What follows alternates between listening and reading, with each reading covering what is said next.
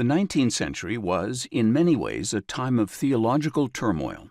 The Orthodox synthesis, while varying from Lutheran to Reformed and even to Roman Catholic, maintained a basic understanding of the nature of theology and had held forth for quite some time. Now, however, new conceptions of the very nature of religion were breaking upon the Church, producing more radical transformations of the fundamental nature of theology than had perhaps occurred in all the previous centuries since the time of the New Testament. There had always been radical segments of Christianity, but they had generally been fringe elements. Now these revisions were entering the mainstream of the Church. In large part, these alterations resulted from new developments in the world of knowledge which affected traditional doctrines of Christianity. In philosophy, the critiques of Immanuel Kant had called into question the possibility of proving the existence of God, or even of having any knowledge of what goes beyond our sense experience. In natural science, Charles Darwin's Origin of Species challenged the Christian doctrine of the special creation of man. The application of historical and literary criticism to the Bible seemed to undermine some traditional views of the date and authorship of biblical books, as well as the historicity of large segments of the narratives.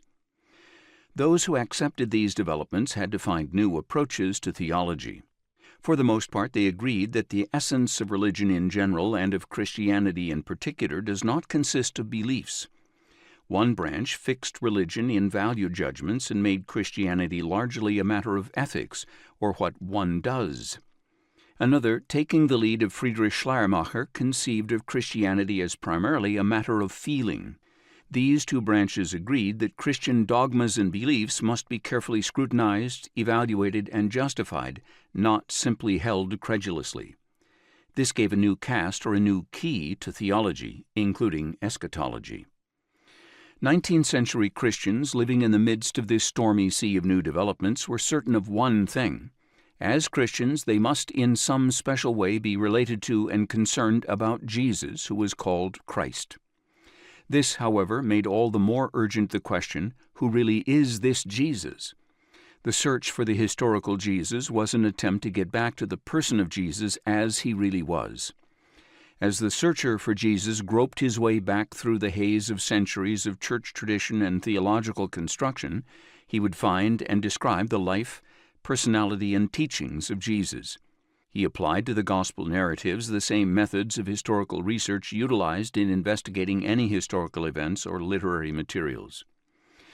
In theory, the searcher was objective, laying aside dogmatic prejudices and church traditions in favor of a more scientific type of research. He adopted the methods utilized by uncommitted historians in the hope of realizing this ideal.